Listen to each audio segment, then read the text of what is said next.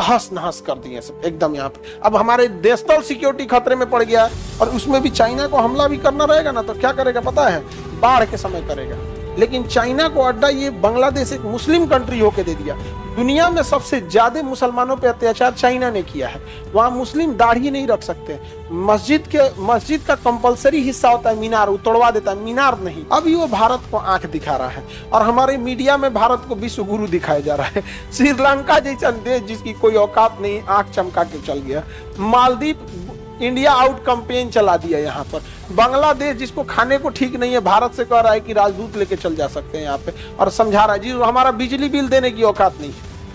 अब आप गौर करिएगा, यहाँ पर अगर चाइना चला है यहाँ पर इस एरिया में, और यहां से इस एरिया में चाइना चला है, तो आप गौर कीजिए भारत यहाँ पर एकदम पतला है, महज 22 किलोमीटर। कितना किलोमीटर? 22 किलोमीटर। 22 किलोमीटर जहां कटा कि इधर के 8 राज्य कट जाएंगे, कनेक्टिविटी खत्म हो जाएगा। जरा ध्यान से देखो तो, ये तो मुर्गी का गर्दन है, तो मुर्गी मर जाएगी, इसीलिए इसे मुर्गी का गर्दन कहा जाता है। चिकन नेक, चिकन नेक, समझ में आ गया कि नहीं आएगा? चिकन नेक, मुर्गी का गर्दन, मुर्गी का गर्दन। कितना चौड़ाई है? 22 किलोमीटर। अब ये कहां पे है? सिलीगुड़ी के पास, इसलिए इसे सिलीगुड़ी कॉरिडोर कहते हैं या फिर चिकन नेक्स कहते हैं। क्या कहेंगे? चिकन नेक कहेंगे। समझ में आ गया कि नहीं आ गया? अब हम लोग के लिए ये बड़ी आफत का चीज है। एक ही शर्त है, यहां से अगर चाइना अटैक कर दे तो हमें भाया बांग्लादेश के रास्ते जाना पड़ेगा, पूर्वोत्तर राज्य में। इसलिए चाइना ने बांग्लादेश में देखिए शासन पलट के रख दिया। यहाँ पर अमेरिका और चाइना मिलकर पलट दिया शासन। अभी वो भारत को आंख दिखा रहा है और हमारे मीडिया में भारत को विश्व गुरु दिखाया जा रहा है। श्रीलंका जैसा देश जिसकी कोई औकात नहीं, आंख चमका के चल गया। मालदीव इंडिया आउट कैंपेन चला दिया यहाँ पर। बांग्लादेश जिसको खाने को ठीक नहीं है, भारत से कह रहा है कि राजदूत लेके चल जा सकते हैं यहाँ पे, और समझा रहा है जी हमारा बिजली बिल देने की औकात नहीं है। बिजली बिल, हम लोग का बिजली फूंक दिया है बांग्लादेश, हम लोग को आंख दिखा रहा है। नेपाल केपी शर्मा ओली पगला करके बैठा है वहां पे। पाकिस्तान से तो उम्मीद ही छोड़ दीजिए। तालिबान, अफगानिस्तान से हमारा बहुत बेहतरीन संबंध है, बट वहां तालिबान आ गया है। क्या गया तालिबान? सरकार को तो हटा दिया यहाँ पे। ईरान से अच्छा संबंध है, बट इजराइल और ईरान में पता नहीं कितना दिन ईरान जिंदा रहेगा।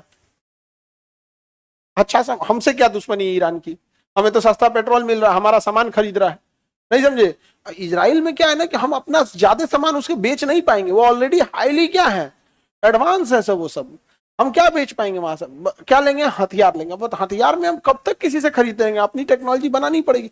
तो इंटरनेशनल रिलेशन में हम अपना डे बाय डे पड़ोसी खो सकते हैं, और ये नहीं समझ में आ रहा है। अटल बिहारी वाजपेयी ने एक बात बोला था कि आप अपने दोस्त बदल सकते हैं, पड़ोसी नहीं।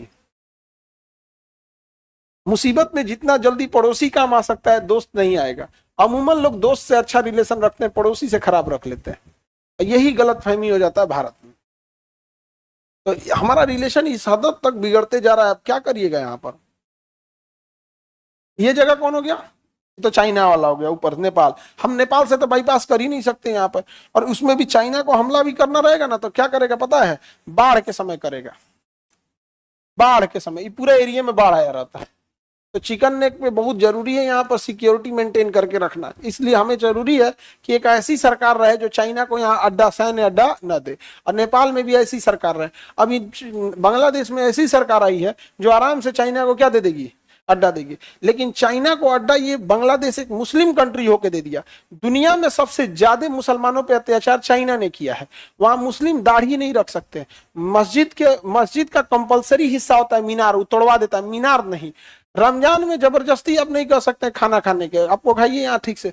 वो फिक्स करता है कुरान के 30 पारा में से कौन सा हिस्सा पढ़ने देगा, कौन सा नहीं पढ़ने देगा। जबकि ये मुसलमानों से कहते सबसे बवाल हो जाएगा, आप कुरान में एक कॉमा फुल स्टॉप नहीं चेंज कर सकते। लेकिन सारी बात नैरेटिव की है। वो कहता है कि ये चीज बाहर मीडिया में लीक नहीं होनी चाहिए। और भारत में हिंदू और मुसलमान ये जो बड़े बड़े मुद्दे दिखाए जाए, ऐसा कोई मुद्दा भारत में नहीं है, अगर चुनाव नहीं हो तब। लेकिन मीडिया इस तरह से परोस रही है कि ऐसा लग रहा है जैसे भारत अब रहने लायक नहीं बचा है। इसका नैरेटिव का गलत असर बाहर में पड़ रहा है। अब अपने ऑब्वियस सी बात सोचिए, एक ऐसा देश है जहां सिखों के साथ अत्याचार हो, बौद्ध के साथ अत्याचार हो, हिंदू के साथ अत्याचार हो, तो भारत के लोगों की नैरेटिव उस देश के प्रति कैसी बनेगी? निगेटिव बनेगी।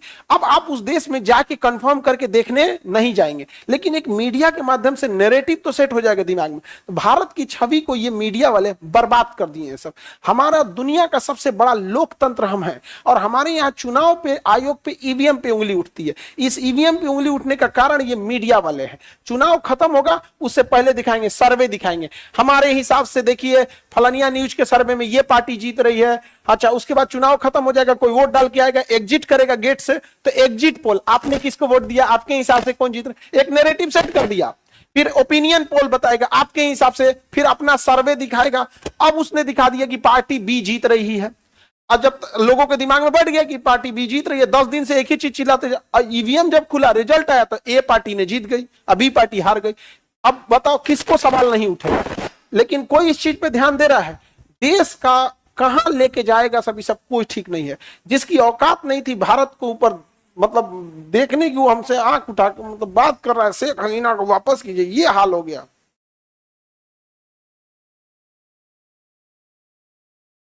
आगे बढ़े तो ये सब चीजें आप देखो, हमारे यहाँ देश में कभी कोई समस्या है?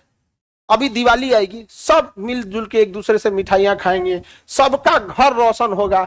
बिहार में आओ, छठ में कोई दिन मतलब छठ में इतना बेहतरीन, जैसे अब तो बिहार के ही हैं, जो ऑनलाइन वाले बच्चे जो बिहार के नहीं है, मतलब अगर छठ देखना है ना बिहार, तुम्हें लगेगा नहीं कि इन लोग में इतना प्रेम भी हो सकता है। यहाँ पर छठ घाट पे सब मिलजुल के काम करे।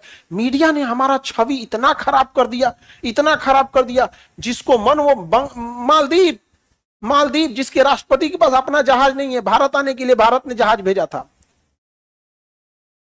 उसके राष्ट्रपति को भारत आने के लिए जहाज कौन भेजा था? भारत। वो अपनी जहाज से नहीं आ पाया, वो हमें दिखाया, इंडिया आउट का कैंपेन चलाया, हमारा जहाज पायलट वापस करा दिया, हमारी मिलिट्री वापस करा दिया, और हम लोग मिलिट्री वापस लेके आए। दुनिया में क्या छवि बनी होगी हमारी, हर देश ने क्या छापा होगा। सोचिए, यही न्यूज सोचिए, श्रीलंका अमेरिका की सेना को भगा दे तो भारत के हर एक अखबार पे क्या होगा, बित्ती बराबर श्रीलंका ने अमेरिका को वापस भगाया। एग्जैक्ट यही अंग्रेजी अखबार में छपा था, चाहे गार्जियन छापिए या फिर न्यूयॉर्क टाइम्स अमेरिका वगैरह में। लेकिन हमारे यहाँ की 20 कन्याएं तहस नहस कर दिए सब एकदम यहाँ पे। अब हमारे नेशनल सिक्योरिटी खतरे में पड़ गया, चिकन नेक। अस्सलाम वालेकुम गाइस। तो जैसा कि आपने देखा कि किस तरह से इंडियन मीडिया जो है वो इस चीज़ को लेके काफ़ी परेशान है कि चिकन निक जो है वो कभी भी जा सकती है उनके हाथ से, क्योंकि बांग्लादेश जो है वो आजकल उनके जो रिश्ते हैं, रिलेशंस हैं, वो इंडिया के साथ काफ़ी ख़राब हो चुके हैं। एंड इंडिया को डर ये है कि भाई कहीं ऐसा ना हो कि चाइना जो है वो आके हमारे पास बैठ जाए, क्योंकि जो चिकन निक है वो आपको जैसे वीडियो में बताया गया कि वो सिर्फ 22 किलोमीटर का उसमें फासला है, तो उसको मेंटेन करना, उसको होल्ड करना बहुत मुश्किल है इंडियन आर्मी के लिए। तो होप सो आप इस वीडियो के बारे में क्या कहते हैं, अपनी राय का इजहार कमेंट बॉक्स में ज़रूर करें। वीडियो अच्छी लगी लाइक करें, शेयर करें। चैनल पर पहली बार हैं, चैनल को सब्सक्राइब करके हमारे साथ जुड़ जाएँ। नेक्स्ट वीडियो मिलती, इजाज़त दीजिए जी, अल्लाह हाफिज़।